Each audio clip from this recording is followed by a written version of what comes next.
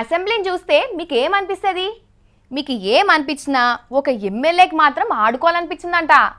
మరి సార్కి అట్లా ఆలోచన వచ్చిన తర్వాత ఊకుంటే మంచిగా ఉంటుందా? ఆడిండు. మరి సారు ఎట్లా ఆడిండు? అసెంబ్లీలో మంచిగా ఆడిండా లేదా? మీరు ఇప్పటిదాకా చట్టసభలల్లా లీడర్లు తిట్టుకునుడు కొట్టుకునుడు చూసుండొచ్చు. మరి మాట్లాడేదందుకు కొట్లాడేదందుకు ఛాన్స్ రానోళ్ళు ఏం చేస్తారో ఎరికేనా మీకు? ఏం చేస్తారో నన్ను చూడుండ్రి, ఎరికైతుంది. చూస్తున్నారా ఏం చేస్తున్నాడో?